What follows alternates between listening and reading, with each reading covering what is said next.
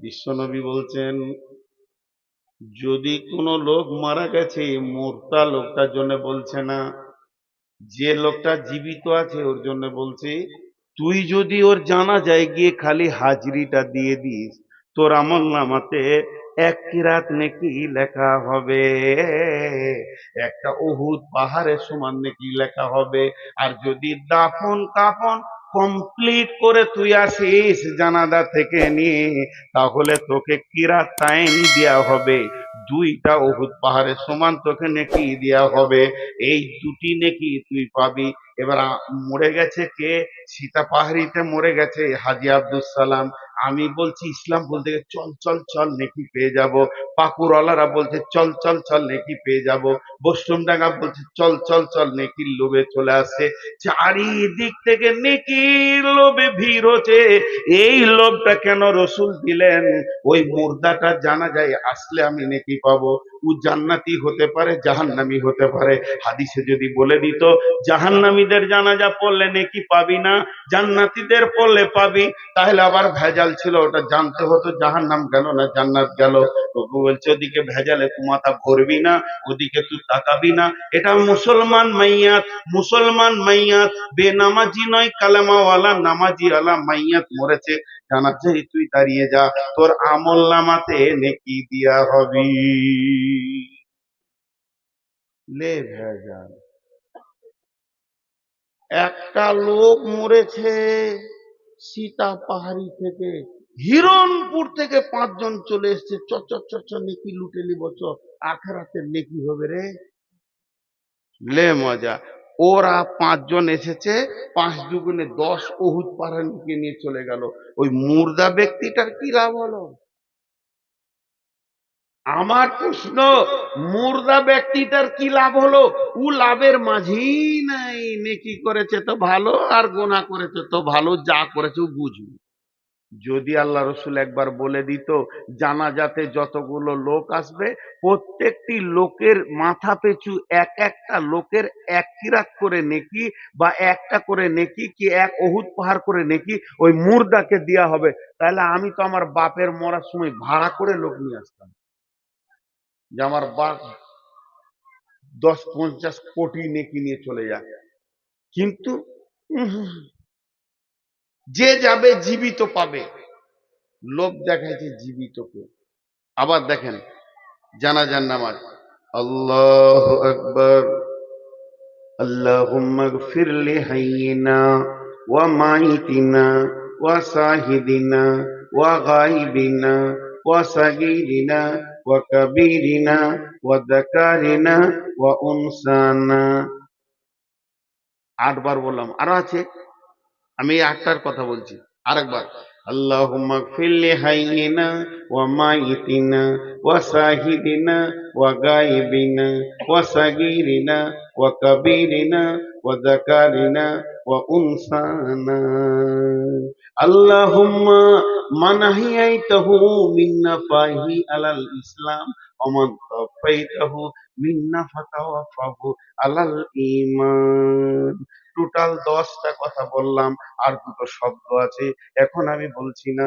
এই 10টার মধ্যে 10টা 10টা শব্দ, হে আল্লাহ তুমি মাফ করো, জীবিতদেরকে মাফ করো, মৃত্যুকে মাফ করো, যে যে হাজির আছে মাফ করো, যে গায়েব আছে মাফ করো, যে ছোট আছে মাফ করো, যে বড় আছে ক্ষমা করো, নারীকে ক্ষমা করো, পুরুষকে, আর আমাদেরকে ইসলামের ওপরে জীবিত রাখো, ইমানের সঙ্গে মত দাও, ইমানের সঙ্গে মত দাও। তাহলে মুর্দার জন্য কোন দেওয়াটা হলো?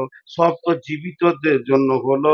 10টার মধ্যে 9টা হলো জীবিতদের জন্য দোয়া, আর একটা হলো মুর্দার জন্য, যাকে সামনে রেখে জানাজা পড়ছি। আল্লাহুম্মা গফিরলি হাইয়িনা ওয়া মাইতিনা 1 বার হলো, আর 9 বার হলো জীবিতদের। তাহলে জানাজাতে জীবিতদের এত লাভ, আবার 2 পাহাড় নেকি, দোয়া গলা জীবিতরা লুটে নিয়ে চলে গেল, কিন্তু যে মরেছে ওর জন্য খালি 1 বার বলা হলো, তাহলে লাভটা মৃত্যু ব্যক্তির তো বেশি হলো না, বেশি হলো জীবিতদের। কারণ কি? কারণ কি? ওই যে প্রথম উদাহরণ দিলাম, কেক দিয়ে আমাকে ভিতরে অক্ষর ভরতে চাইছে সরকার। কেকটা খা, কিন্তু গলা পেটের ভিতরে ভর। এখনকার মিড ডে মিলটা দেওয়ার উদ্দেশ্য পেটের ভিতরে তুই অক্ষরটা ভর। তেমনি আল্লাহ তাবারাক ওয়া তাআলার রাসূল জীবিতদেরকে এত লাভ দিলেন কেন? যে তুই আয় আর মুর্দা ব্যক্তিকে দুই চোখে দেখ। দেখলে পরে তোর বিবেকের দরজা খুলে যাবে, জ্ঞানের দরজা খুলে যাবে। যে জ্ঞানটা কোনো primary school, high school, college, university দিতে পারবে না।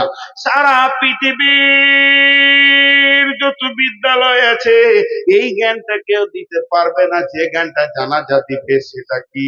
একটা একটা জীবিত ব্যক্তি কিভাবে মরে গিয়ে মা বাপ, ভাই বোন, স্ত্রী, ছেলে, কন্যা, পুত্র, মাল সম্পদ সব বাঁধন কেটে কেটে কিভাবে ধীরে ধীরে নিজের কবরে চলে গেল, এই দৃশ্যটা তুই একবার দেখে আয়।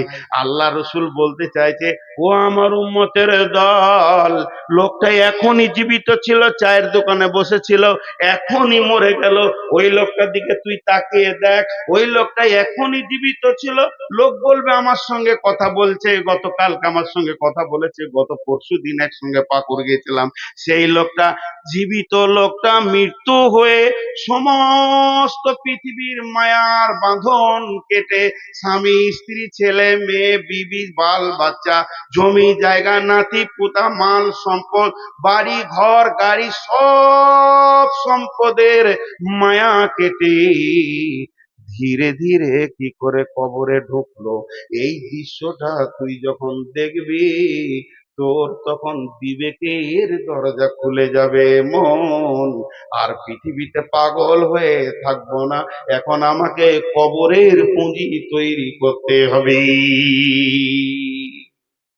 এই ছেলে বস,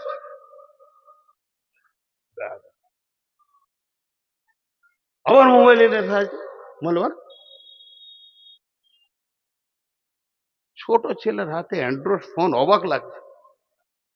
তোমার পায়ে বসার ফোল্ডিং নাই, রোগা আছো, চেয়ার দেবো, বেয়াদবের মতো দাঁড়িয়ে আছে। ফের বসেছে, হাগা মারবে, খানিক পরেই উঠবে, দিয়ে কেটে পড়বে। আমি যেটা বুঝাতে চাইলাম সেটা পারলাম কিনা একবার জিজ্ঞেস করছি। জানাজাতে এত লোক দিয়ে ডাকা হচ্ছে এই জন্যই, তুমি একটা জীবিত ব্যক্তি মৃত হয়ে কি করে পৃথিবীর সম্পদ আত্মীয়র বাঁধন কেটে কবরে ঢুকলো ওইটা দেখো। ওইটা দেখলে তুমি মসজিদের দরজাটা খুঁজে পাবে, তুমি মসজিদের দরজাটা খুঁজে পাবে। তোমার মাস্তানি থেকে তুমি ঘুরে আর লাফাঙ্গাকিরি করবে না, এখন তুমি রাস্তা খুঁজে পাবে। মৃত্যু ব্যক্তিকে কবরে জোয়া দেখার পর, মৃত্যু ব্যক্তিকে কবরে জোয়া দেখার পর একটা জীবিত ব্যক্তি মরে কি করে কবরে ঢুকলো এই দৃশ্যটা দেখার পর কোন জীবিত ব্যক্তির যদি বিবেকের হুড় কাটা না খুলে, বিবেকের দরজাটা না খুলে, এখনো যদি মসজিদ খুঁজে না পাই ওই দৃশ্য দেখার পর, বলো ওকে পৃথিবীর কোন মৌলানার মুফতি আর মাদ্রাসা নাই যে ওকে হেদায়েত দিয়ে দেয়। ওর সিল মরে গেছে, এই পায়ে ফোল্ডিং নেই, দুটাকে বসাচ্ছি, দুটা দাঁড়িয়ে থাকতে, চেয়ারটা দিব নাকি, আমি নিচে বসবো কেন রে বাপ? এসে দাঁড়িয়ে থাকছেন কেন? ওটা কি সুন্নতে মক্কাদা?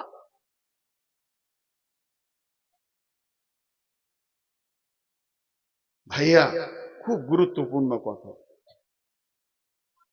আমাদের শেষ মত, আমাদের শেষ মত, মতের পরই কবর। বিসমিল্লাহির রহমানির রহিম। ওয়াইদাল কুবুরু বু'থিরাত, ইসরাফিল যখন সুর ফুঁকবে তখন কবর থেকে মানুষকে উঠানো হবে। আবার সূরা আদিয়াতে বলছেন, আফালা ইয়ালামু ইদা বু'থিরা মা ফিল কুবুর, তুমি কি জানো না কবরের ভিতরে কে আছে লুকায়িত, তাকে তোলা হবে। কবর একটা এমন জায়গা, সেখানে ইমানদারও আছে, বেঈমানও আছে, তাদেরকে কবরে তোলা হবে। বন্ধুরে আমার, আল্লাহ নবী বলছেন বিসমিল্লাহির রহমানির রহিম ইদা উদিয়াল মাইয়াতু ফিল কবরে আতাহু মালাকানে ফায়াকুলানি মান রব্বুকা মা দীনুকা ওয়া মান নবিয়ুকা। যখন ফেরেশতা আসবে মানুষকে কবরে রাখা হবে, কবরে শুইয়ে দেওয়া হবে, মুর্দা ব্যক্তি শুয়ে থাকবে, অচৈতন্য অবস্থায় থাকবে, তার মাপরে বাঁশ দেয়া হবে, মাটি দেয়া হবে, সে ভিতর থেকে সবকিছু বুঝতে পারবে। এমনকি পায়ের জুতোর শব্দ সে শুনবে কবর থেকে, যে আমাকে কতজনে এসে রেখে চলে গেল, কতজনে এসে স্নেহ মমতায় ডাকিবে নামটি ধরে, কত বন্ধুর স্মৃতির অশ্রু ঝরিবে তোমার পরে, সারা নাহি পেয়ে ফিরে যাবে তারা আমাকে পেছনে রেখে, তুমি হাসিবে সবারে কাঁদায়া সবার অশ্রু মেখে। একটি সকাল একটি বিকাল কাটেনি যাদের ছাড়া, ভাবিতে পারিনি কেমনেতে হায় পর হয়ে যাবে আজ তারা। এর নাম কবর। এই কবরে যখন রাখা হবে লোকটা ধ্যানে থাকবে, সবাই জানাজা পড়ে দাফন করে মাটি দিয়ে চল চল বাড়ি চল, আর এখানে কেঁদে লাভ নাই, আর কোনো কিছু নাই। এক্ষুনি এক্ষুনি তোমার ভাইকে সওয়াল করা হবে। আমি একটা জানাজা তো মসজিদে নববীতে পড়লাম, মনে মনে করলাম কেমন করে দাফন করে সৌদিতে দেখবো। আমি পেছনে পেছনে গেলাম কারকুল বাকিতে, তাদের বুগলি কবর দাফন করা দেখলাম, দাফন হয়ে গেল, মাটি হয়ে গেল। যখন সমস্ত আত্মীয় স্বজন দাঁড়িয়ে আছে, আমাদের হাজিরাও দাঁড়িয়ে আছে, একজন খালি বলল, ভাই তোমরা যতজন দাঁড়িয়ে আছো কত একিনের সঙ্গে কথাটা বলছে, কত বিশ্বাসের সঙ্গে কথাটা বলছে, যতজন দাঁড়িয়ে আছো তোমরা তোমাদের ভাইয়ের জন্য দোয়া করো, ওকে এক্ষুনি প্রশ্ন করা হবে, এক্ষুনি ফেরেশতা আসবে, তার জন্য তোমরা দোয়া করো। যে যেমন পারলো দোয়া করলো, কেউ হাত তুলে করলো, কেউ হাত ছেড়ে করলো, কেউ দাঁড়িয়ে দাঁড়িয়ে দোয়া বিড়বিড় করে শুরু করে দিল। তার মানে তখনই প্রশ্ন করা হবে, মান রব্বুকা, তোর রবকে, মান নবিয়ুকা, তোর নবীকে, মা দীনুকা, তোর দিন কি। এই তিনটে প্রশ্ন করা হবে। বিশ্ব নবী বলছেন, যে লোকটা প্রশ্নের উত্তর ঠিক ঠিক ঠিক ঠিক দিয়ে দিবে, কোনো গোলমাল হবে না, ওই লোকটা যখন উত্তর দেওয়া হয়ে যাবে আল্লাহ তাবারাক ওয়া তাআলা বলবেন, কাদ সাদ্দাকতা, আমার বান্দা সত্য বলেছে, তার জন্য সমস্ত ব্যবস্থা তোমরা নাও। এমন সময় জাহান্নামের জ্বলন্ত আগুনের দরজাটা খুলে দেওয়া হবে, দাও দাও করে আগুন জ্বলছে, আগুন একটা আগুন চার একটা আগুন ছিঁড়াছিঁড়ি করছে, কি ভয়ানক দৃশ্য। কবর থেকে তাকে দেখানো হবে, আর বলা হবে, বান্দারে তোমার আল্লাহ দেখো কেমন আযাব থেকে তোমাকে বাঁচিয়েছে, তোমার আল্লাহ তোমাকে রহম করেছে, একবার খালি জাহান্নামটা চোখে দেখে নাও, এখান থেকে তোমাকে তোমার আল্লাহ বাঁচিয়ে দিয়েছে। এরপরে যে লোকটা উত্তর দিতে পারবে না, তার জন্য জান্নাতের দরজাটা খুলে বলা হবে, হতভাগা বেঈমান, তুই এত বড় মালের ওয়ারিস থেকে মাহরুম হয়ে গেলি, শুনেলে এটা তোর মালের ওয়ারিস ছিল, অতএব তুই মাহরুম হয়ে গেলি তোর বদ আমলের কারণে। আর এই তিনটে প্রশ্ন করা হবে, মান রব্বুকা, মা দীনুকা, মান নবিয়ুকা।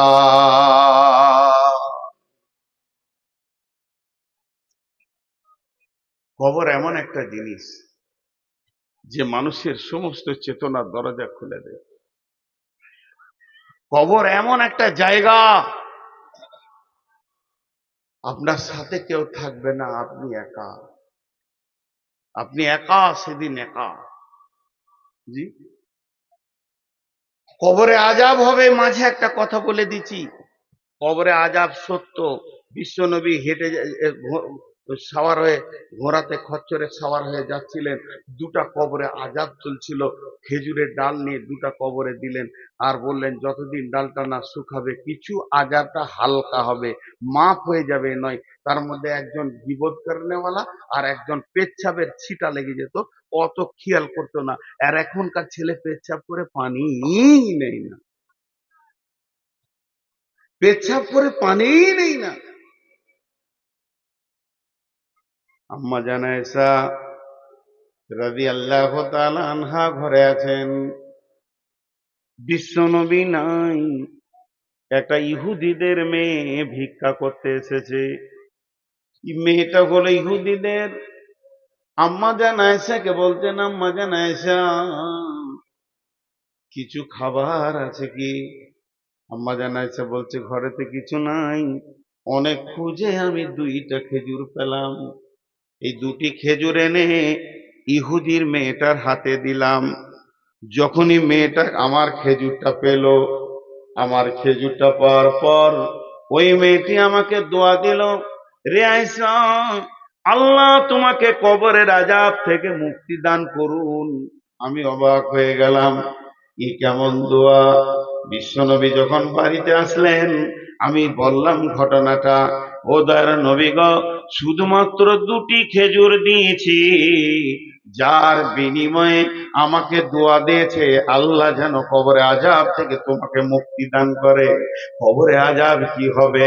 নবীজি বললেন, আযাব আল কবরে হাক্কুন। আয়েশা রে, তুমি কি জানতে না এতদিন কবরে আযাব হলো বড় কঠিন? এটা হক, এটা হক, এটা হবেই।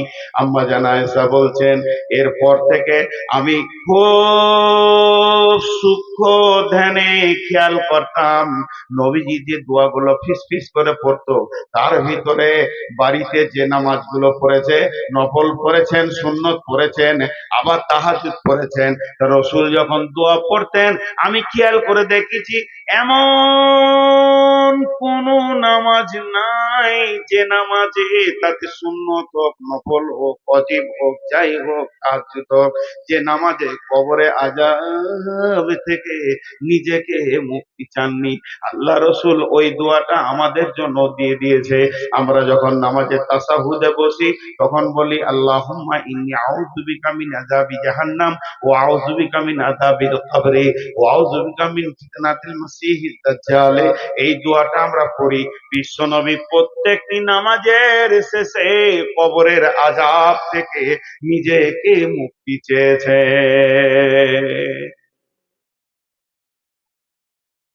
হযরত ওসমান গনি কবরের আযাবের কথা শুনলে খুব কাঁদতেন, অঝর নয়নে কাঁদতেন, অঝর নয়নে কাঁদতেন। সাহাবীরা প্রশ্ন করলেন, আমিরুল মুমিনিন, আপনি জাহান্নামের কথা, পুলসিরাতের কথা,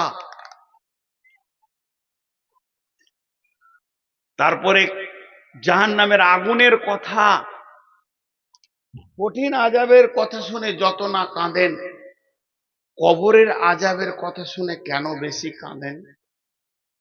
হযরত ওসমান গনি বলেছিলেন, আখিরাতের প্রথম ধাপ হলো কবর। যে কবর থেকে বেঁচে যাবে সব জায়গায় বেঁচে যাবে। বিশ্বনবী বলেছেন, এর জন্য আমি কবরের কথা শুনলে বেশি কাঁদি।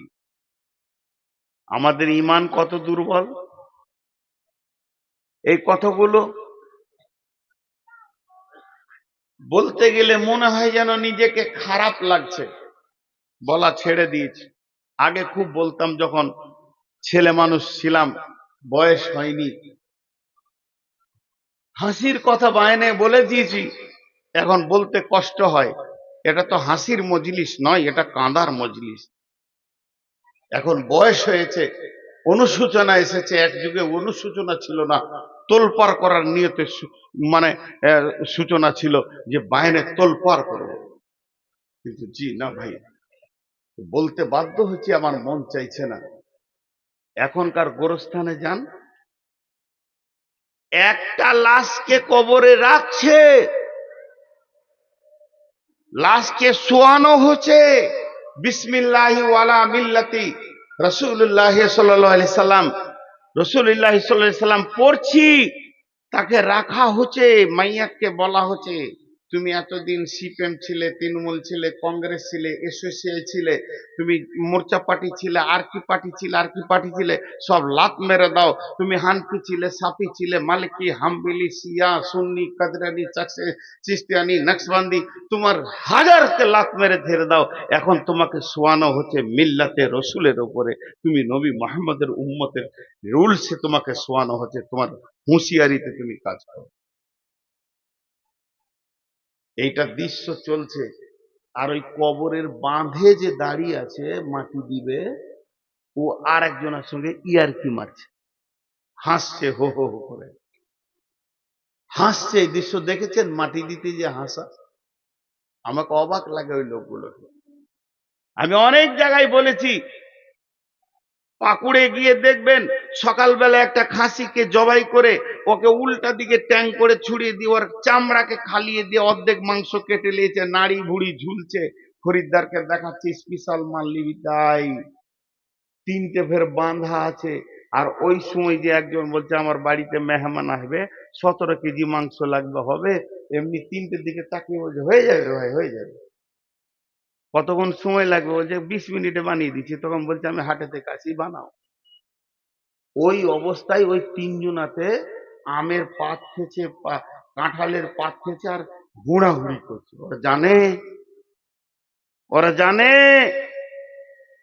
একটা সাইজ হচ্ছে আর তিনজনাতে হুড়াহুড়ি করছে। পশু, এর পশু, এর পশু, পশু বলে এটা সম্ভব। ওর অনুসূচনা জ্ঞানটা নাই, ভবিষ্যৎ বুঝে না। কিন্তু এই পশুটা একটা মানুষকে একটা কেক ধরিয়ে দেবো খাও, আর একটাকে ফাঁসি দেওয়া হবে ওর সামনে, তুমি কেকটা খাও, পানি খেলাও, তোমার এরপরে হবে, কেক খেতে পারবে ও? কিন্তু পারছে এখনকার মানুষ। একটা লাশ নামাচ্ছে আর একজন হো হো হো হো করে হাসছে, ইয়ার কি মারছে।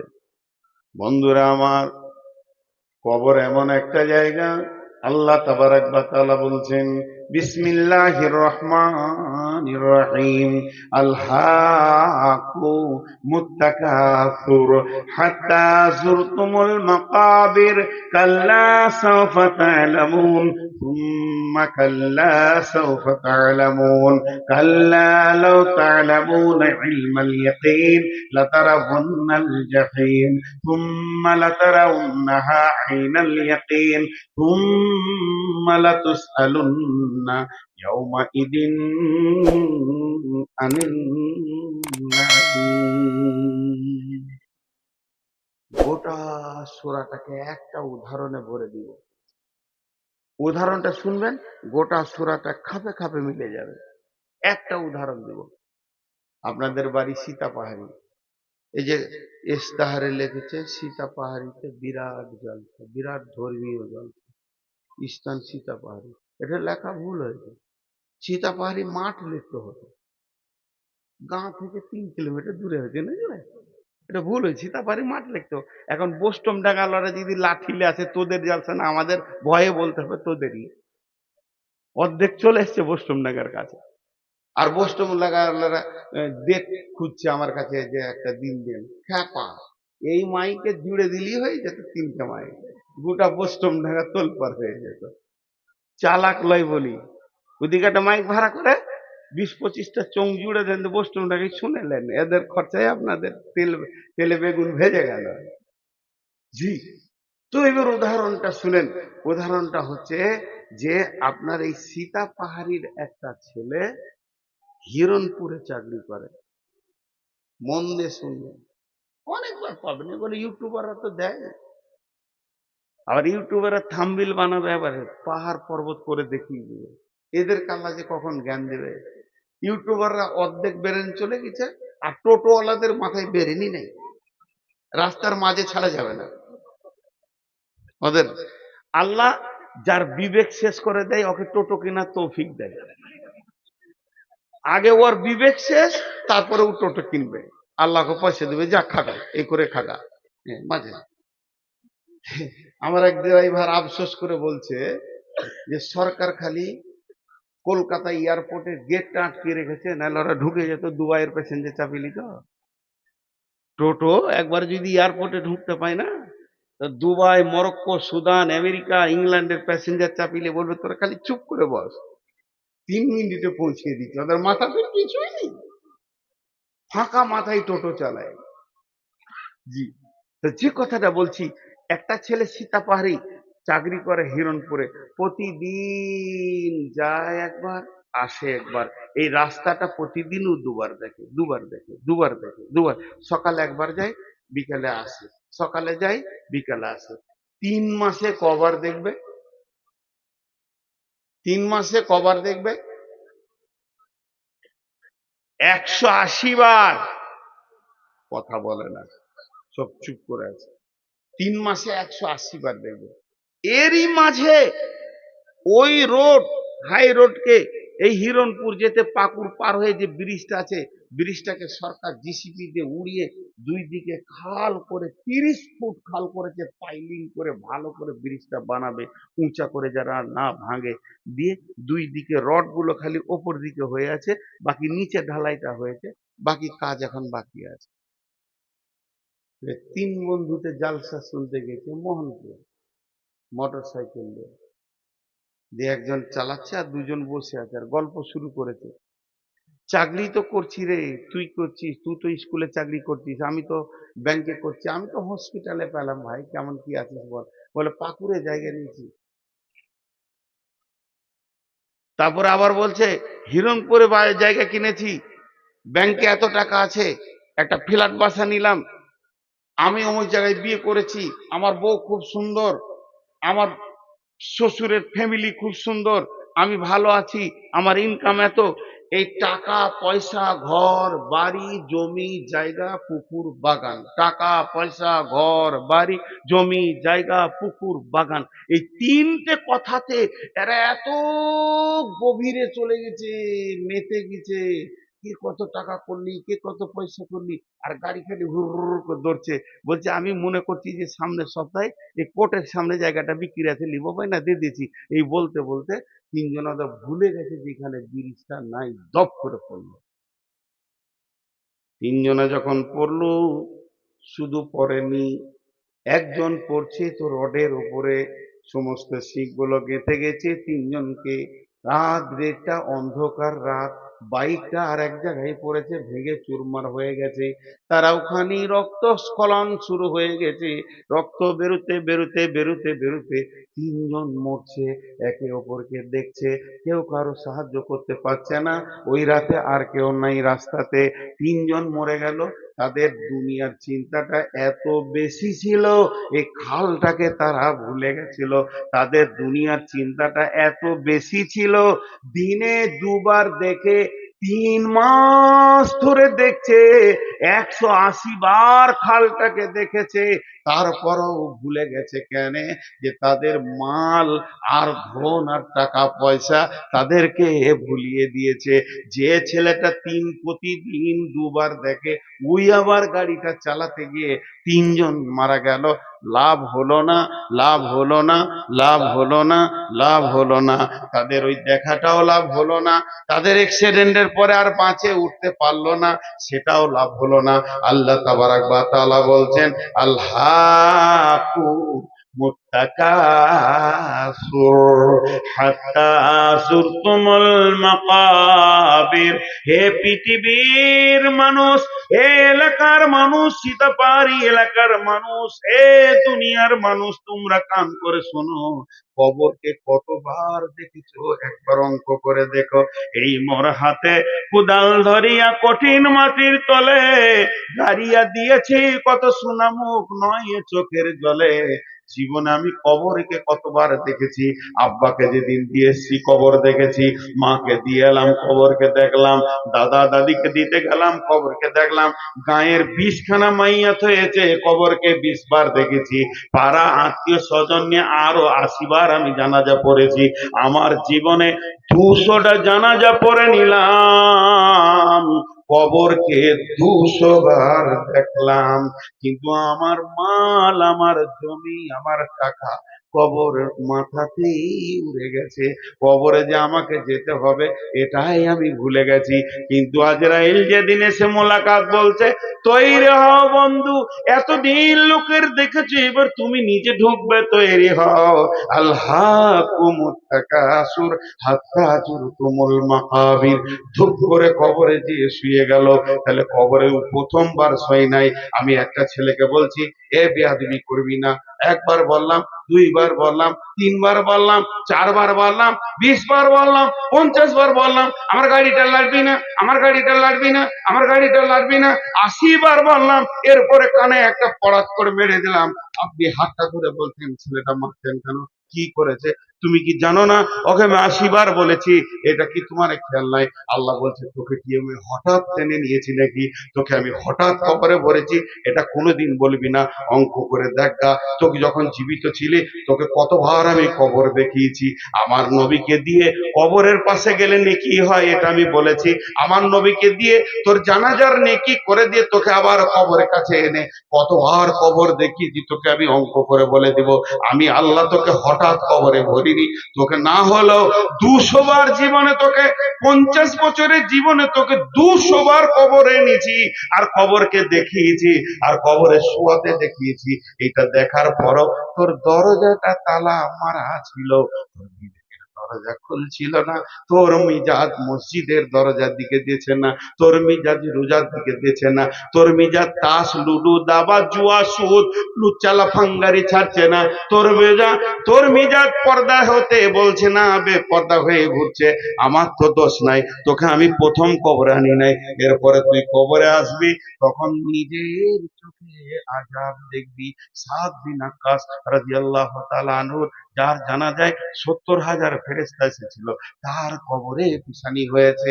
আম্মাজান ফাতেমা কবরের ভয়ে কেঁদেছেন, আম্মাজান আয়েশা কবরের ভয়ে কেঁদেছেন, আম্মাজান খাদিজা কবরের ভয়ে কেঁদেছেন। সাহাবীরা সারা রাত্রে ডুকরে ডুকরে কেঁদেছেন। হযরত উমরের মতো লোক কবরের ভয়ে কেঁদেছে। তোদের মধ্যে ভয় নাই, তুই যে বলবি আমাকে আল্লাহ হঠাৎ নিয়ে এসেছে, এ কথা তোর আমি শুনবো না। কিন্তু কবরে যাওয়ার পর কাল্লা সাউফা তা'লামুন, সেই দিন বিবেকের দরজা খুলবে, লাভ হবে না, লাভ হবে না, লাভ হবে না। অ্যাক্সিডেন্ট হয়ে পড়ে গেলি, এইবার মনে পড়েছে খাল ছিল, লাভ হচ্ছে না, মোটেই হচ্ছে না। সুম্মা কাল্লা সাউফা তা'লামুন, আল্লাহ তা'লামুন ইলমাল ইয়াকিন, এখন তোর ইয়াকিন বেড়ে যাবে, বিশ্বাস বেড়ে যাবে। লাতারা বুন্নাল জাহিন, তুই দেখবি জাহান্নামকে দুই চোখে, আযাব তোকে টিপে ধরছে, জাহান্নাম থেকে হুর হুর করে তোর কাছে আগুন আসছে, সাপ বিছুতে ডাঁস মারছে, একবার মারছে 70 গজ মাটির নিচে করে দেবে, আবার নখ দিয়ে টেনে তুলবে। ওই বিষ এত যাতনা, যদি আল্লাহ ওদেরকে এই পৃথিবীতে একটা বিষ দেওয়ার ক্ষমতা দিত, সবুজ আলো দেখতে পেতে না। সেই তোকে কষ্টগুলো চলছে, তোগুলো দেখবি দেখবি দেখবি, কোনো কাজ হবে না।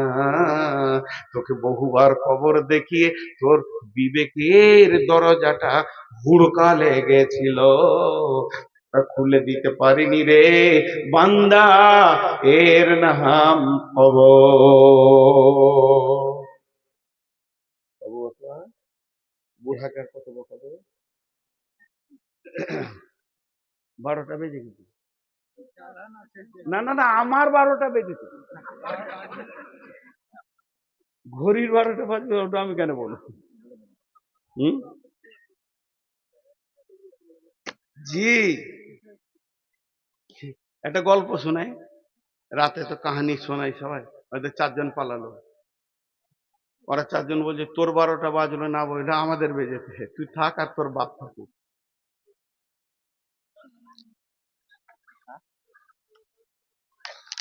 জি। একটা রাজা, এটা আমার বায়নার সাথে কোনো মিল নাই, আপনাদের একটা গল্প শোনাচ্ছি খালি, এটা বায়নার উদাহরণ হলো। একটা রাজা মনে মনে নিয়ত করেছে, কি করবো রে, আমার নামটা যেন থেকে যায় সারা জীবন, যে করেছিল এমন একটা কাজ করে যাব, আমার নামটা সারা জীবন থাকবে। নিয়ত করেছে দুধের পুকুর করবে, একটা বড় পুকুর বানাবে, তো দুধের, আর সারা চারিদিকে ইউটিউবাররা দিয়ে বলবে অমুক রাজা দুধের পুকুর করেছে, সারা জীবন নাম থেকে যাবে। তারপরে দুধগুলো খেয়ে নেবে, শেষ হয়ে যাবে জায়গা। কিন্তু আমি একবার তো করেছি 2 মিনিট লেগে। একটা পুকুর বানালো বড়, যে গোটা পুকুরটাকে মার্বেল পাথর স্টাইলস দিয়ে সাদা সিমেন্ট দিয়ে বানিয়ে ধুয়ে পরিষ্কার করেছে, দুধ রাখার উপযুক্ত করেছে, লম্বা একটা ড্রেন করেছে এইখান থেকে আপনাদের জামে মসজিদ দিয়ে, পুকুরের কাছে কাউকে যেতে দিবে না, তালা মারা আছে। সকাল বেলায় উঠে পুকুরটা খুলে দিবে, আর এলান হয়ে যাবে, একবেলা লোক দেখে নেবে, দুধ তো পচে যাবে না, নষ্ট হবে, তারপরে দুধ তুলে নিয়ে খেয়ে নেবে, দুধের পুকুর আমি করেছি, অমুক রাজা করেছে, হয়ে গেল। আমাবস্যা রাত, বাদশাহ এলান করে দিয়েছে, এলাকার যত গোয়ালা আছে, ঘোষ, তারা যেন 1 ঘড়া করে দুধ দেয়। ও হিসাব করেছে 3 লাখ আছে, তা মোটামুটি 1 ঘড়া করে দিলে দুধ ভর্তি হয়ে যাবে, আর ওই ক্যাপাসিটি করা আছে। গয়লারা বলেছে আপনার চিন্তা নাই, আমরা রাতের আঁধারে ঢেলে দিই, খালি ঢালার জায়গাটা ঠিক রাখি আমি। সকালবেলায় বাদশাহ উঠে ঘুম থেকে ফজরের নামাজ পড়ে মনের খুশিতে যেছে, আর মনে মনে করছে আমি আগে দেখেলি, তারপরে এলান করতে বলে দেবো, সেকেন্ডে গোটা দুনিয়ার লোক হাজির হয়ে যাবে। গিয়ে দেখছে পানির, দুধের লয়, পুকুরটা পানি। কথাটা বুঝতে পেরেছেন? পুকুরটা পানিতে পরিপূর্ণ হয়ে গেছে। দিয়ে বাদশাহ এলান করা বাদে সৈন্যকে বলছে যতটি গোয়ালা আছে নিয়েছে ভর কারখানায় ভরেছে, একটা করে ধরছে আর পিটাইছে। কি দিয়েছিলি বল? স্যার আমি মনে করেছিলাম সবাই দুধ দিবা, আমি 1 ঘড়া পানি দিয়ে হয়ে যাবে। শেষকালে পানিই দিয়েছে সবাই, দুধ আর কেউ দেয়নি। তাহলে অবস্থা খুব খারাপ, ওর মন হলো না। এই যে আমার অসুখ, খালি পেটে 380 সুগার, ভরা পেটে 375। ডাক্তার বলছে খবরদার রাত জেগেন না, 12টার পরে শুয়ে যান। সব জলসালারা বলছে খালি আজকেই দেন। বুঝতে পারছেন কিনা? আমার কিন্তু ফাঁকা পড়ছে না। গতকাল কালারা বলছে আজকে দিনটা দেন, কালকা থেকে দেবেন না। আর 2টো রসগোল্লা দিয়ে বলছে আজকে খান। আমাদের এখানকার ভালো ওষুধ রসগোল্লা এলাকায়। আর যদি কোনো ডাক্তার বসে থাকছে কক ফক গাছ গাছারা, ওষুধ নিয়েছে সকালে হাজির, এতে সুগারের ওষুধ এতগুলা হাজির হয়ে গেছে। কার খাবো আর কার খাবো না, সবাই আমার শরীরের উপর দিয়ে এক্সপিরিয়েন্স চালাইছে আর কি, দেখি একে যদি ভালো করতে পারি। তো ভাইরা আমার, কষ্ট তো কষ্টই। তো আমি আর আপনাদেরকে বেশি বিরক্ত করবো না, কিছুক্ষণ চালাচ্ছি, ছেড়ে দিচ্ছি না, হালকা সময় থাকবো, আপনারা হালকা সময় থাকেন, একসাথে দোয়া পরে ভাঙবো ইনশাআল্লাহ। তা আমি এতক্ষণ যেটা আপনাদের সামনে বক্তব্য রাখছি, এটা একটা বিষয়, তার নাম হলো কবর। কবর থেকে বড় হুঁশিয়ার। মাটির মাটির ওই কবর গৃহে সোয়ায়ে দিলাম যারে, ডাকলে শত কেউ কখনো আসবে না হায়, মাটির বিছানা ছেড়ে, মাটির ওই কবর গৃহে সোয়ায়ে দিলাম যারে। এরা উঠছে কেন? এরা উঠছে কেন আমি বুঝতে পারছি না। আমি তো কবরের কথা বলবো রে ভাই, এরপরে তো কিছু কথা বলবো। এরা উঠছে কেন? ইন্না লিল্লাহি ওয়া ইন্না ইলাইহি। পেশাব করতেছেন? আমি কি পাগল নাকি? একসঙ্গে কার জমিতে করবে? সে জায়গাটা তো ধ্বংস। বসেন আপনারা। কিছু লোক আছে এই ধরনের, অভ্যাস খারাপ।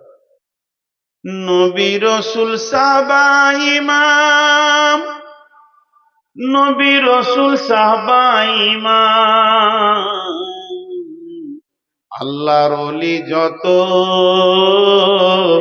আছেন শুইয়া কবর গৃহে, লক্ষ কোটি শত, ডাকলে শত কে কখনো আসবে না হায়, মাটির বিছানা ছেড়ে, মাটির ওই কবর গৃহে সোয়ায়ে দিলাম যারে। ভাইরা আমার, তাহলে কবরের প্রশ্ন হলো 3টি।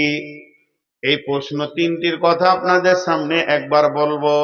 প্রথম নম্বরে মান রব্বুকা, দ্বিতীয় নম্বরে মা দিনুকা, তৃতীয় নম্বরে মান নবিয়ুকা। তোমার রবকে, মান রব্বুকা এর উত্তর হচ্ছে রব্বি আল্লাহ, মা দিনুকা এর উত্তর হচ্ছে দ্বীনুল ইসলাম, আর মান নবিয়ুকা তোমার নবীকে এর উত্তর হচ্ছে নবী মুহাম্মদুর রাসূলুল্লাহ সাল্লাল্লাহু আলাইহি ওয়াসাল্লাম। যে এই 3টে উত্তর দিতে পারবে বন্ধুরে, তার আবাদান আবাদান, সে সুখের জগতে চলে যাবে। অতএব কবরে তিনখানা প্রশ্ন রেডি করে কবরে যেতে হবে। আপনি বলবেন মুখস্থ করে নিব, মুখস্থ তো আমার আছে। মাদ্রাসায় যতজন পড়েছে আশা করি সবারই মুখস্থ আছে। আর না হয় এই ছোট প্রশ্ন উত্তর আপনারা মুখস্থ করে দেন কাগজে লিখে। জি না ভাই, ওখানে মুখস্থ বিদ্যা চলবে না। কোন রকমে মুখস্থ বিদ্যা ওখানে চলবে না, চলবে না, চলবে না, চলবে না। তাই যদি হতো, যারা আরবি ভাষায় কথা বলে তাদের কাছে তো এটা কঠিনই নয়, আর যারা অন্য ভাষায় বলে তাদের কাছেও কঠিন নয়, মুখস্থ করে নেবে। কিন্তু এই উত্তর বিবেকে ইমানই বদলায়, ইমানই ক্ষমতাতে। রব ও রব, ফেরেশতা বলবে তোমার রব কে, তোমার রব কে। রবের আবিধানিক অর্থ কি? আগে রবের মানেটা জানি। রব মানে পালনেওয়ালা, রব মানে পরওয়ারদিগার। আমি ইংরেজি জানি না, শুনেছি রব মানে কেয়ারটেকার। যে তোমার সার্বিক চিন্তা করে সে রব। এবার বলি, দার্শনিকরা এর তর্জমা করেছে, অনস্তিত্ব থেকে অস্তিত্ব দিয়ে আনুপাতিক হারে যে চাহিদা মিটায় তিনি তোমার রব। অনস্তিত্ব থেকে অস্তিত্ব দিয়ে আনুপাতিক হারে যে চাহিদা মিটায় সেই তোমার রব। আরেকবার বলছি, অনস্তিত্ব থেকে অস্তিত্ব দিয়ে আনুপাতিক হারে যে চাহিদা মেটায় সে তোমার রব। এটা সহজ করে দিচ্ছি। তোমার কোনো চিহ্ন ছিল না, যে তোমাকে বানিয়েছে।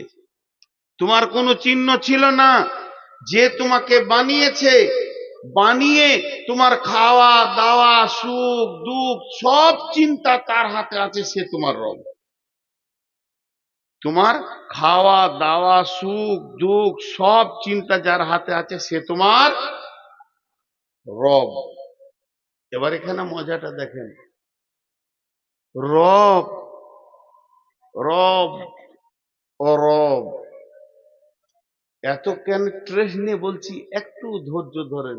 ও রব, রবের বিষয়টা যদি গুরুত্ব না দেন সব কোন দিকে চলে যাবে। আল্লাহর একটাই নাম আল্লাহ। আল্লাহর কটা নাম? একটাই নাম। সকলে মহব্বতের সঙ্গে একবার বলতে পারবো, আল্লাহ, এটা নাম। বাকিগুলো সিফাত, গুণ। আল্লাহ রাজ্জাক, খেতে দেন তাই রাজ্জাক। আল্লাহ রহমান ও রাহিম, তিনি দয়ালু মেহেরবান। আল্লাহ গফফার, তিনি মাফ করেনেওয়ালা। এই যে এগুলো গুণ। আমার নাম নূর মোহাম্মদ, কিন্তু আমি গাড়ি চালাইলে বলবেন ড্রাইভার, বকছি তাই বলবেন বক্তা, মাঝি, নৌকা চালালে বলবেন মাঝি, দোকান চালালে বলবেন দোকানদার, কাপড় বিক্রি করলে বলবেন কাপড়ওয়ালা, আমকি বিক্রি করলে বললেন আমওয়ালা। এগুলো আমার নাম নয়, এগুলো কাজ। তা আল্লাহর তার মধ্যে একটা কাজ হচ্ছে রব।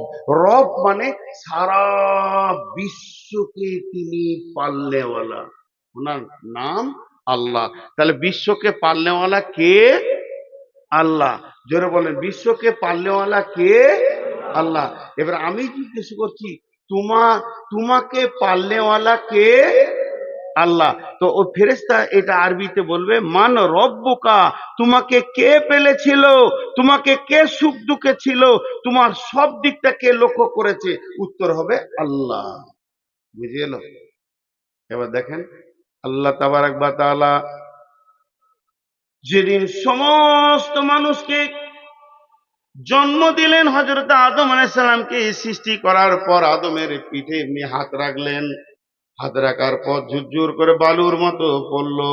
সমস্ত মানুষকে একসঙ্গে বানিয়ে নিলেন, কিয়ামত পর্যন্ত যত মানুষ আসবে তাদের আত্মাকে সামনে রেখে। সেদিন বিশ্ব নবী ওখানে ছিলেন, সমস্ত নবী ওখানে ছিলেন। সমস্ত যত মানুষ কিয়ামত পর্যন্ত আসবে সবগুলাকে এক জায়গায় জমা করে আল্লাহ তাবারক ওয়া তাআলা বলেন, আলাস্তু বিরাব্বিকুম, আমি কি তোমাদের রব নয়, পাল্লেওয়ালা নয়? আমরা বললাম কলু বালা। ভুলে যাব বলে পেছনে পেছনে কোরআন দিলেন, নবী দিলেন, আমরা ওটা মনে রাখতে পারবো না বলে দিয়ে দিয়েছেন। তাহলে আমরা আল্লাহ বলছি কোরআনে যখন এসেছে, তাইলে এই ঘটনাটা আমাদের ঘটেছে, আমরা আল্লাহকে রব বলে মেনে নিয়েছি। আল্লাহ এটা প্রথমেই কেন আমাদেরকে দিয়ে দিলেন? আল্লাহ এটা প্রথমেই কেন দিয়ে দিলেন? আল্লাহ এটা প্রথমেই দিলে কেন? জন্মের প্রথমে সিরিয়াল একে সে তার নিজের পরিচয়টা কেন দিলেন? আল্লাহ এই জন্যই এটাকে দিলেন, যেহেতু আখেরাতের প্রথমেই প্রশ্ন হবে তোমার রব কে। তাহলে আল্লাহ আগে শিখিয়ে দিয়েছেন, বুঝিয়ে দিয়েছেন। এরপরে কবরে যখন যাবেন ওই কথাটাই শুনতে পাবেন, মান রব্বুকা, তোমার রব কে। আর বান্দা বলবে রব্বি আল্লাহ। কোন বান্দা বলবে? যে বান্দা পৃথিবীতে রবওয়ালা জিন্দেগি করেছে, শিরক করে নাই, আল্লাহকে ভয় করেছে, আল্লাহকে ভরসা করেছে, আল্লাহর কাছে ডেকেছে, বিপদ আপদে প্রয়োজন আল্লাহর কাছে চেয়েছে, আল্লাহ ছাড়া সে কিছুই বুঝে না, সুখে দুঃখে লাভে লসে সব সময় আল্লাহকে জড়িয়ে ধরে যে থেকেছে, সেই কবরে বলবে আমার রব আল্লাহ। তার মানে এক কথাই বলে দিই, কবরে যাওয়ার আগে পর্যন্ত আল্লাহকে যে জড়িয়ে ধরে রেখেছে নিজের সঙ্গে, সে তাকে আর শিখাতে হবে না, তার মুখ দিয়ে অটোমেটিক বের হবে আমার রব আল্লাহ। নাম্বার 2, মা দিনুকা, তোমার দিন কি? মা দিনুকা, তোমার দিন কি? মা দিনুকা, তোমার দিন কি? কে বলবে আমার দিন ইসলাম।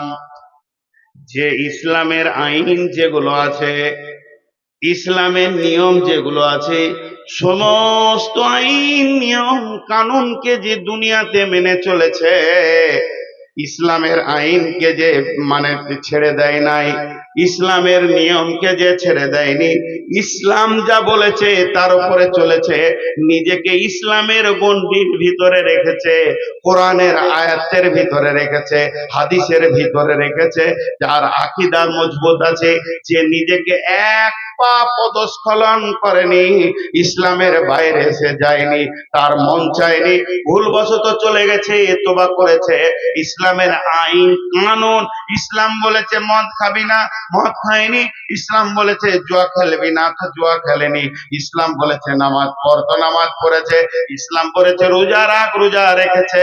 তার মানে ইসলামের আইন যত আছে, যে মেনে মেনে চলেছে, ওকে যখন জিজ্ঞেস করবে মা দিনুকা, তোমার দিন কি, সে বলবে দিনুল ইসলাম।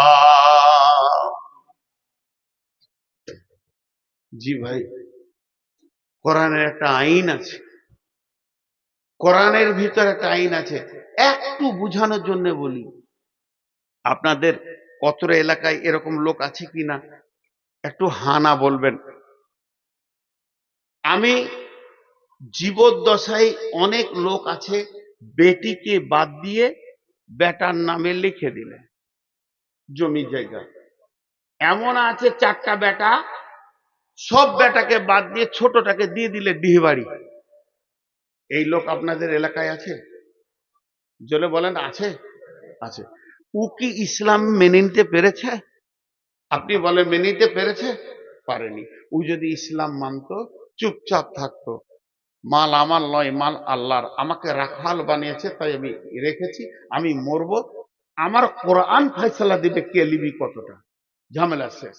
তাহলে ইসলামের আইনে কোন রকম আমি নিজে কিছু করব না, ইসলামকে ইসলামের মতো করে রেখে দিব। তো ওই লোকটা যখন কবরে যাবে, ওকে জিজ্ঞেস করবে তোমার দিন কি, ও বলবে আমার দিন ইসলাম। মান নবিয়ুকা, মান নবিয়ুকা, তোমার নবীকে। এখন একটা নতুন জিনিস উঠেছে, আজ গরিবি জিনিস, বড় পারা কাগজ নিয়ে এমনি করে লেবার আছে, I love Mohammad, I love Mohammad. ভাই রে, আমাদের ভারতবর্ষে মোদী সরকার আছে, কিছুই করছে না।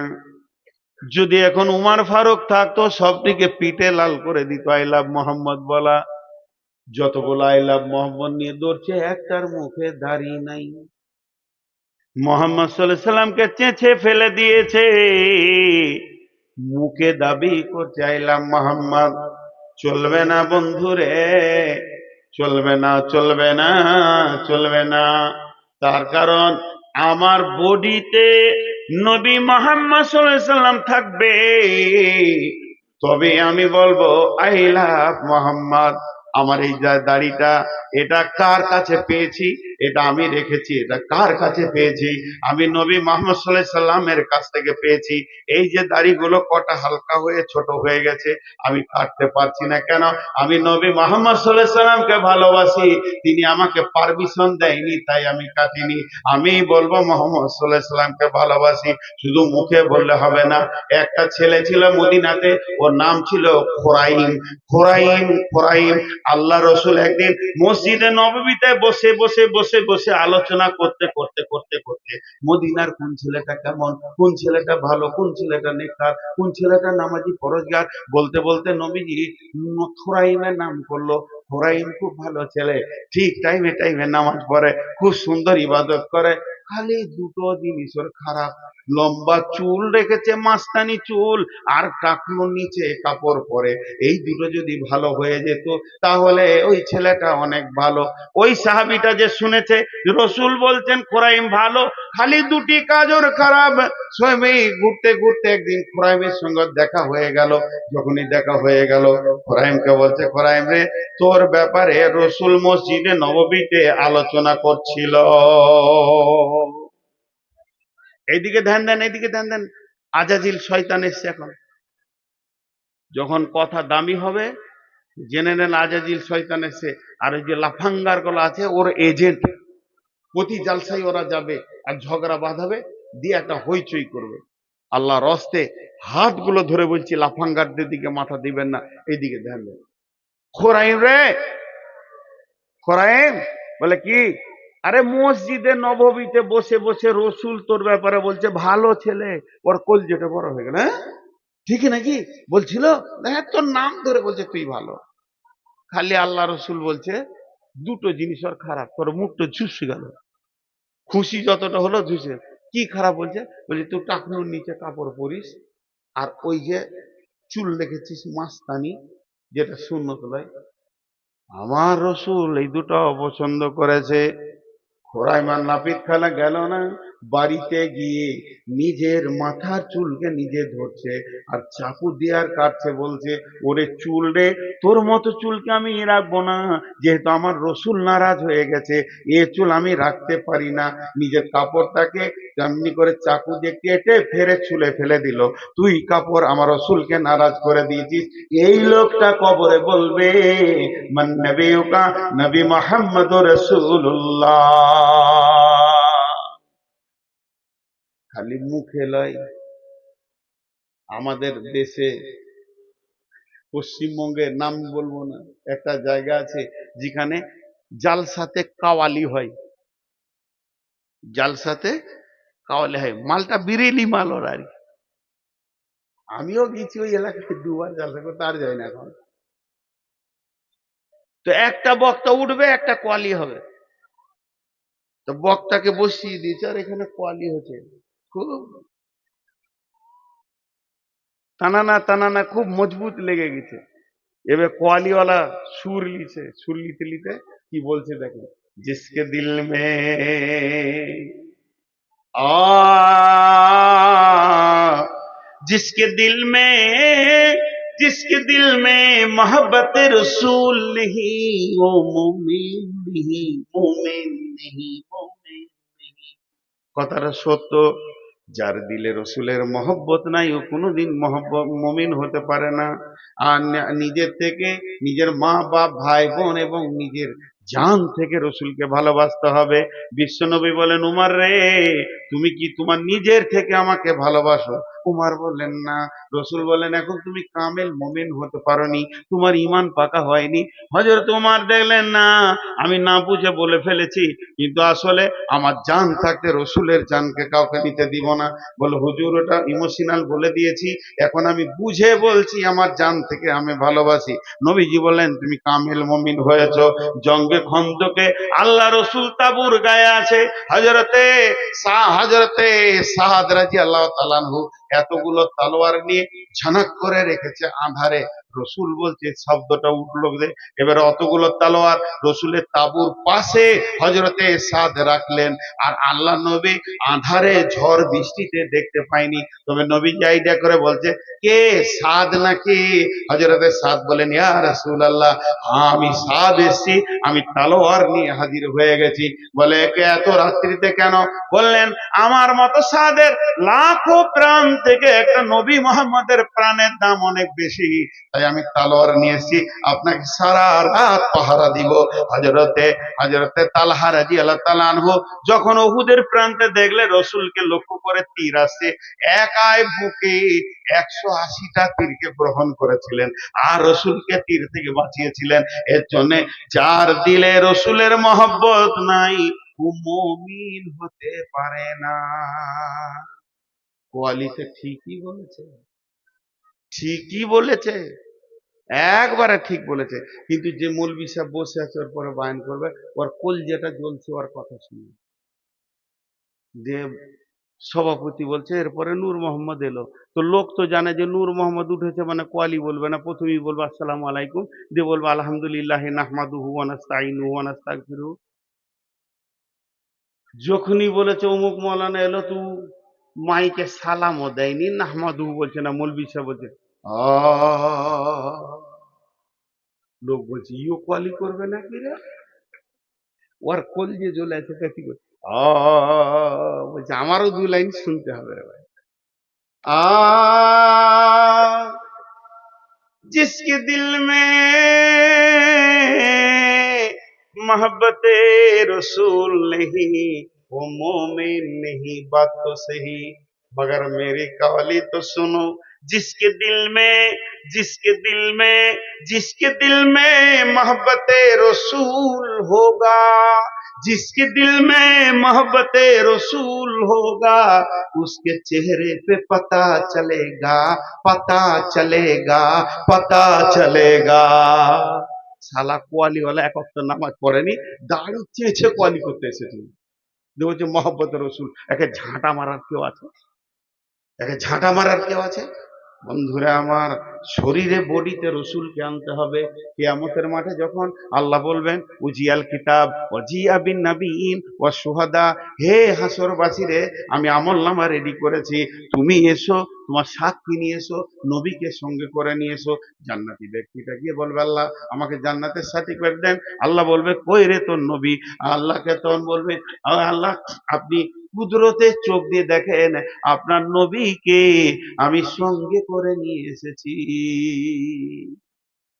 সভাপতি এবার ঘড়ি দেখছে, মনে মনে ভাবছে বক্তা কি রিং টালাচ্ছে নাকি রে, এখনো ছাড়ছে না। জি ছেড়ে দেবো, কি আদায় করতে পারি? আদায় করব, করব। আপনাদের এই লোকগুলো যতগুলি বসে আছেন, আল্লাহর হস্তে সকলকে একটা কথা বলছি, আমার বক্তব্য শুরু থেকে শেষ পর্যন্ত আমি একটা বিষয় ছিলাম, কবর। গোটা বক্তব্যটা 1 মিনিটে বলবো, কবরে যেতেই হবে, সওয়াল জবাব হবে, উত্তর দিতেই হবে।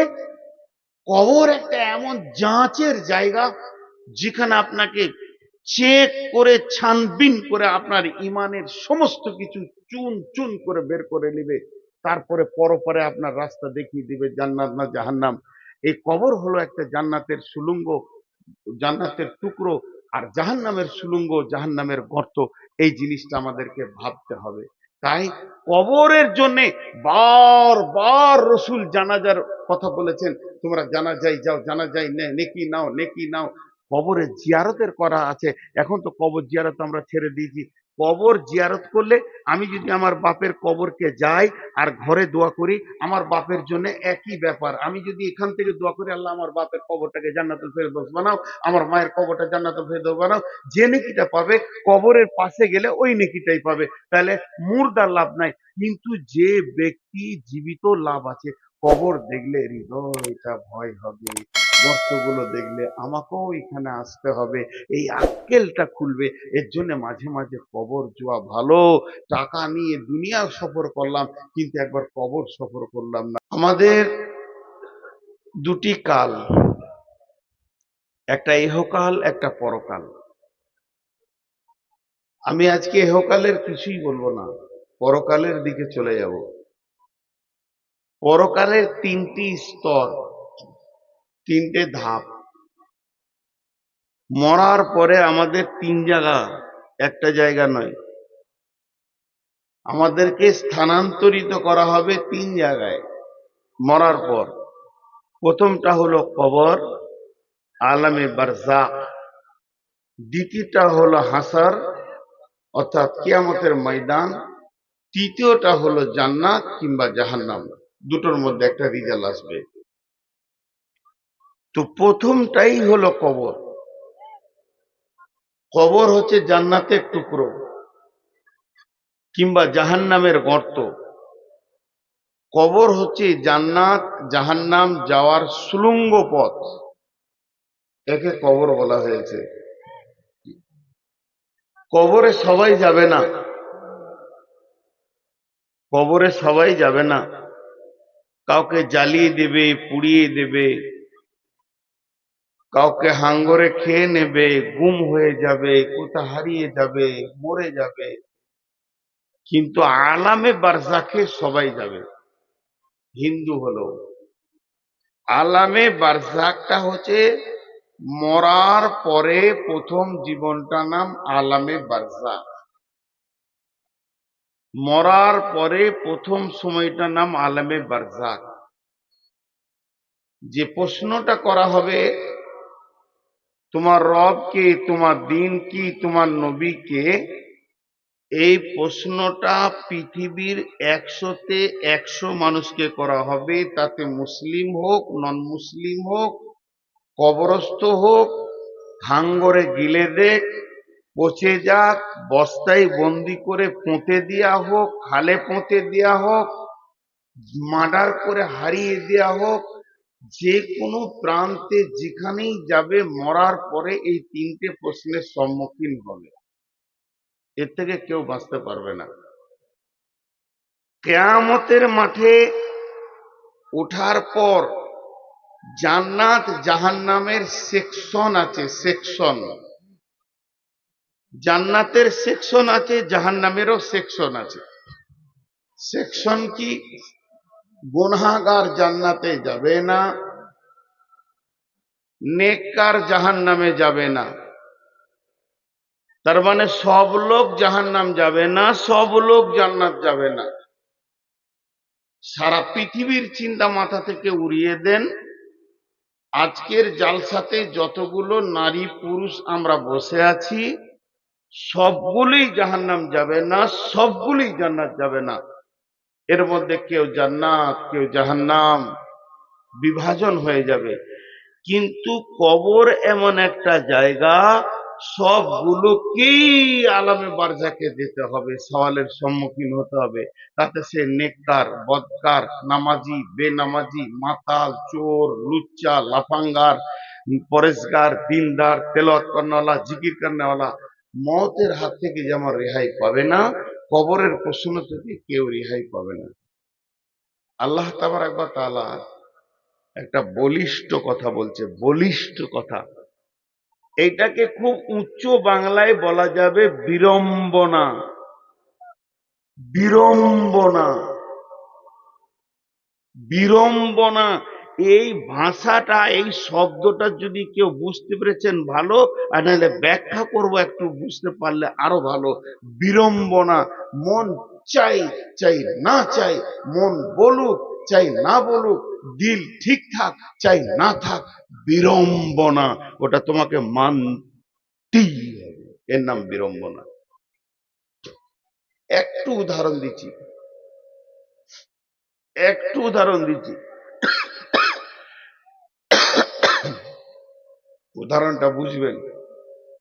আমার আজকে মন চাইছে রাতে রুটি খাবো।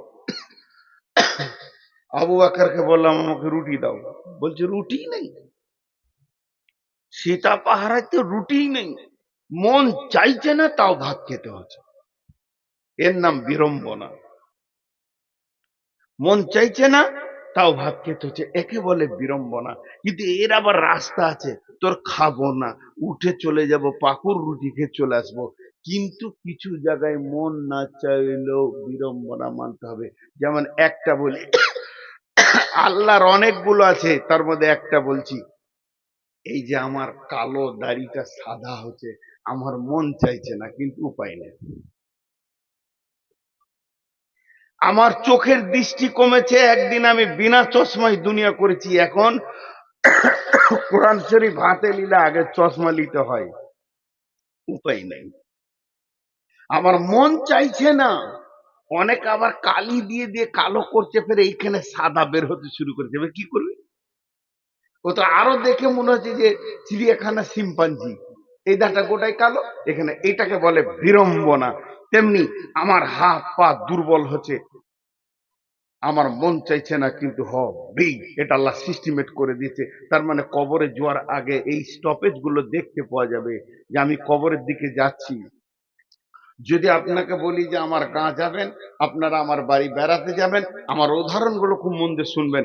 আমার বাড়ি বেড়াতে যাবেন, দেখবেন আপনি ট্রেনে চাপলে পাবেন রামপুরহাট, তারাপীঠ, গদাধরপুর, সাঁইথিয়া, এগুলো যখন পাবেন, বোলপুর ব্যাগটা নিয়ে গেটে চলে আসবেন, ভেদিয়ায় নেমে যাবেন। তো মরার আগে এরকম কিছু স্টপেজ পাওয়া যাবে, দাঁত চলে যাবে, চোখ চলে যাবে, দাড়ি পেকে যাবে, চুল পেকে যাবে। আল্লাহ বলছে এগুলো বিড়ম্বনা।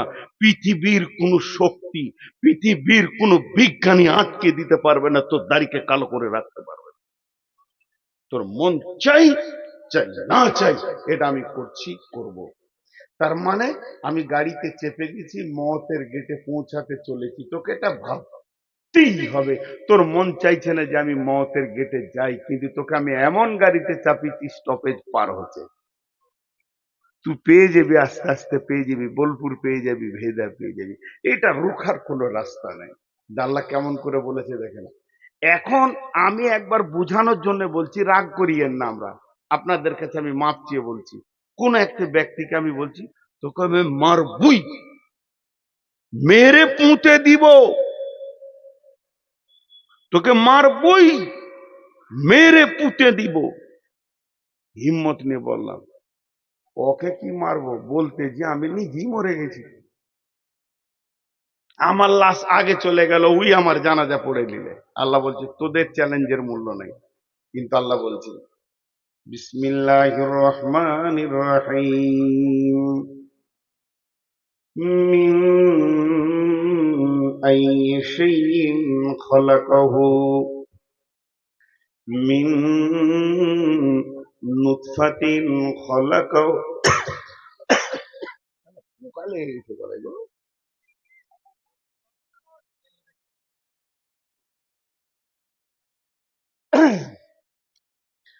من أي شيء خلقه، من نطفة خلقه فقدر، ثم السبيل يسر، ثم أماته فأكبر। এই জায়গাটা খালি আপনি একটু টাইম দেন, একটু টাইম নিচ্ছি, আর কথা বলার কাটিংটা দেখেন। জি, একটা বাচ্চা জন্ম নিয়েছে, সকালে জন্ম নিয়েছে, একদিন গেল, দুদিন গেল, 3 দিন গেল, আপনি ভাবছেন ছেলেটা বাড়ছে, বয়স হওয়ার বাড়ছে, সবাই বলেন বয়স হওয়ার না, বয়স কমছে। বয়স আর কমছে বরফের মতো চু চু ও তো 65 বছর নিয়ে এসছে, প্রতি সেকেন্ডে কমছে। আল্লাহ তাবারাক ওয়া তাআলা বলছেন, আবু বকর পোকা খেয়ে নিয়েছে আর গলাতে লেগে আছে, বদমাইশি করছে, তোমার জালসা করতে দিবে না ও।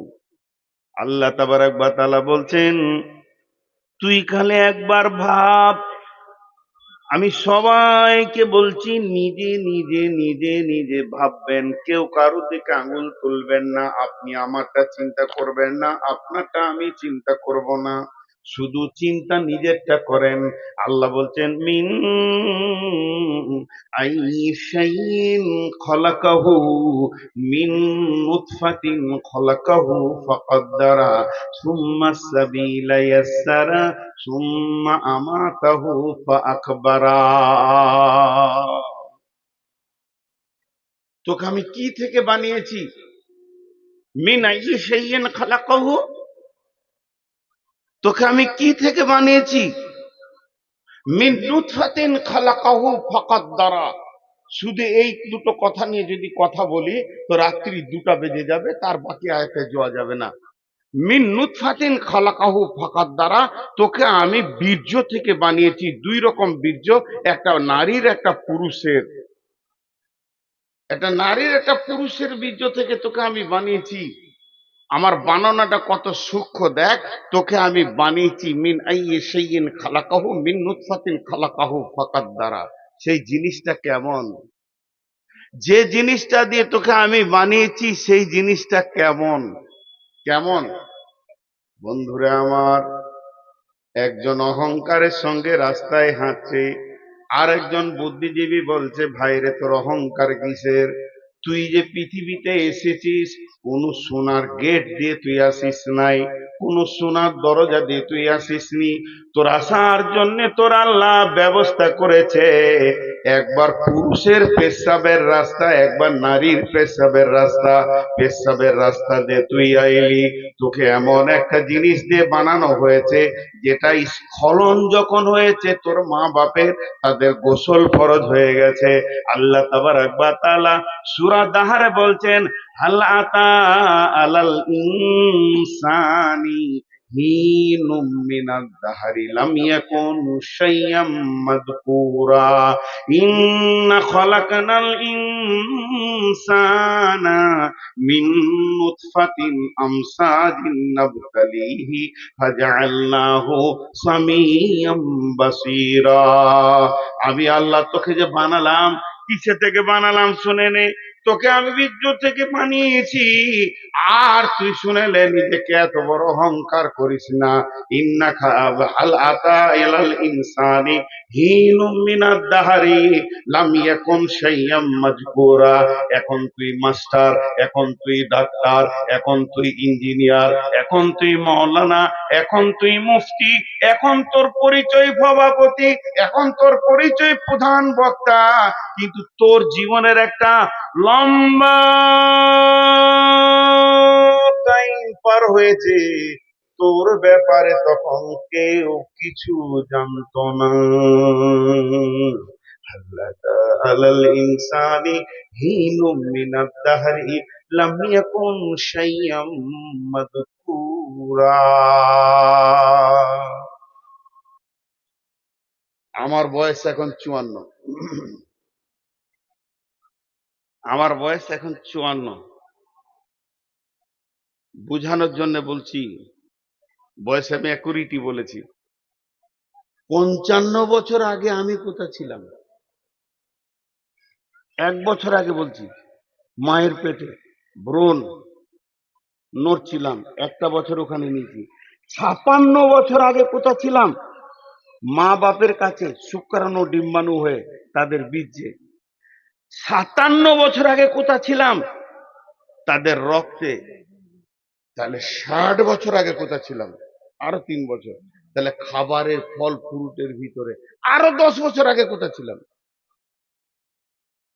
আরো 10 বছর আগে কোথা ছিলাম? সবাই চিন্তা করেন নিজে নিজের বয়সকে নিয়ে, 10 বছর পেছিয়ে নেন, যে চিন্তা করেন কোথা ছিলাম। আল্লাহ বলছে, নূর মোহাম্মদ রে, তোর তকদিরটা আমি লিখেছি। তকদির আমার কে লিখেছে? আল্লাহ। পৃথিবীর সৃষ্টি হওয়ার 50,000 বছর পূর্বে তাহলে আমি ছিলাম কোথাও? তকদির যখন লেখা হয়েছে তাহলে আমি ছিলাম কোথাও? পৃথিবীর সৃষ্টি হওয়ার 50,000 বছর পূর্বে তাহলে আমি ছিলাম কোথাও? লিখছে সেই দিন আল্লাহ 2025 সালে নভেম্বরের 8 তারিখে শনিবার দিবাগত রাত্রিতে তুই সীতা পাহাড়ির মঞ্চে উঠবি রাত 10:30টায় দেওয়ার কথা হলে কি হবে? 11টা একে বায়ান শুরু করবি। পৃথিবী সৃষ্টি 50 বছর আগে এটা লেখা হয়েছে, 50,000 বছর আগে। 50,000, তাহলে আমার বয়স কত? কয়েক কোটি বছর। আল্লাহ বলছেন বান্দা আমার প্ল্যান পরিকল্পনা তোকে আমি বানাবো এটা আমি জানি, কিন্তু পৃথিবীর কেউ জানে না, তোর মা জানে না, তোর বাপ জানে না তোকে আমি বানাবো। কোন জায়গা থেকে তোকে আমি তোর মা বাপের পেটে আমি দিব, তারপরে তোর মায়ের পেট থেকে দুনিয়া মা প্রথম জানবে তোর মা যে আমার পেটে বাচ্চা এসেছে, এরপরে জানবে তোর বাপ, তোর মাকে তোর বাপকে তোর মা বলবে এগো আমাদের পেটে সোনা মানিক চলে এসেছে, তারপরে কেউ জানবে না। এরপরে দুই আত্মীয় জানবে, তোর মায়ের বংশ জানবে, বাপের বংশ জানবে, আমাদের নতুন মেহমান আসতে চলেছে, তারা 9 মাস 10 দিন অপেক্ষা করবে, তারপরে সন্তান পৃথিবীতে এলো। এখনো পঞ্চায়েত জানে না, স্কুল জানে না, প্রাইমারি স্কুল জানে না। খেছি ঘুরছি ফিরছি, যখন বয়স 4-5 বছর হয়ে গেল আব্বা ধরে নিয়ে প্রাইমারি স্কুলে ভরে দিলে। প্রাইমারি স্কুলে হেডমাস্টার জানলে যে একটা নতুন মাল তৈরি হয়েছে, স্কুলে এলো। আস্তে আস্তে পঞ্চায়েত জানলো। যখন আমি 12 বছর হয়ে গেলাম, পৃথিবীর কেউ জানে না, সীতা পাহাড়ি পাকুর এলাকার লোক আমাকে চিনে না। আমার বাপ হাত ধরে নিয়ে এসে ইসলাম করে 14 বছর বয়সে ভর্তি করে দিল। মাদ্রাসাওয়ালারা জানলো যে ভারত মানে পৃথিবীর বুকে নূর মোহাম্মদ বলে একটা ব্যক্তি আছে।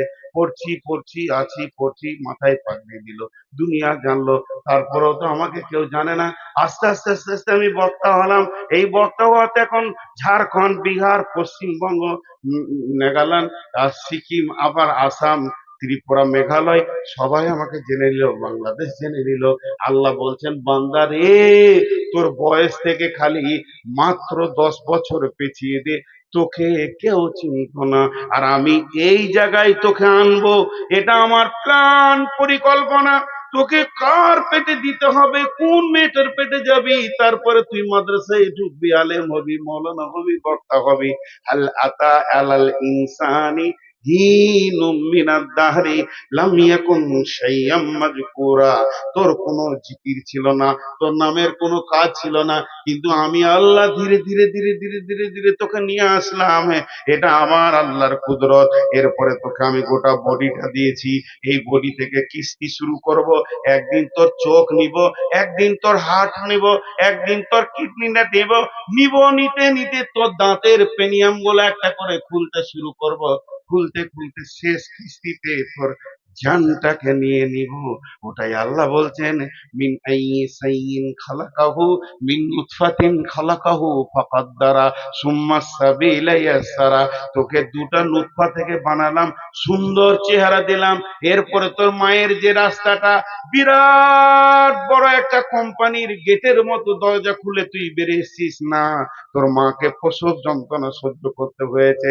অত সংকীর্ণ রাস্তাকে তোর জন্য আমি আসান করে দিলাম। সুম্মা সাবিলা ইয়াসসারা। তারপরে তুই পৃথিবীতে এলি। এরপরে আমার কাজ একটা তোর জন্য বাকি আছে, আমার তোর জন্য একটা কাজ বাকি আছে। সুম্মা আমাতাহু ফাআকবারা।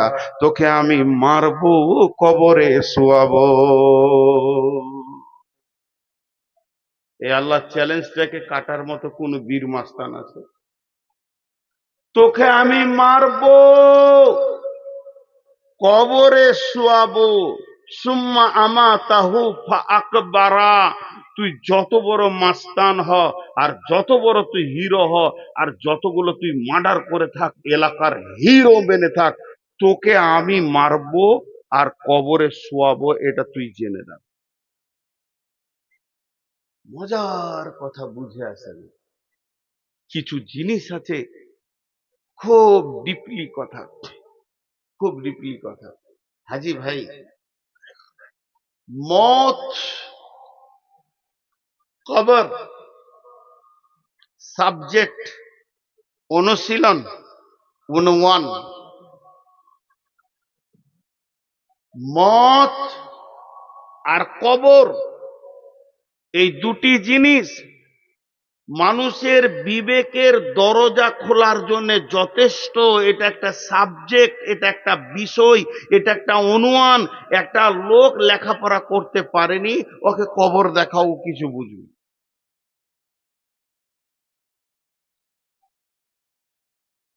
আমি খ্যাপা মানুষ, কিছু বুঝি না, আমার হুঁশ নাই গো, সাদা সিধে লোক, লেখাপড়া করতে পারিনি। বলছে তোকে বেশি শিখতে হবে না, খালি কবরে যেতে হবে, এটা দেখ বুঝ, কাজ হয়ে যাবে, তোর পুরো জিন্দেগির রাস্তা তোর চেঞ্জ হয়ে যাবে। যতগুলি লোক বসে আছেন, আমি ঘড়ি দেখছি, আপনারা ঘড়ি দেখেন, আমি 5 মিনিট টাইম নিলাম, 5 মিনিট, আর সকলের হাতগুলো ধরে বলছি ভাই উঠবেন না। আমাকে তো হাত পাই ধরতে হয়, আমি শেষ বক্তা, আর কোনো বক্তা নাই। তা 5টা মিনিট আপনারা আমাকে দেবেন, আমি খুশি হয়ে যাব। এই জন্যে আপনারা একজনও উঠবেন না। বাপ বলছি, ভাই বলছি, ছোট ছেলেদেরকে, বাবা বাবা সোনা মানিক আর মা বোনেরা যে বসে আছেন, সকলের কাছে আমি একটু হাত জোর করে আপনাদের কাছে ভিক্ষা চাইছি, 5 মিনিট, 5 মিনিট। আপনারা ঘড়ি দেখে নেন, আমিও ঘড়ি দেখে নিলাম। এই 5 মিনিট মাদ্রাসার জন্য কিছু করতে হবে।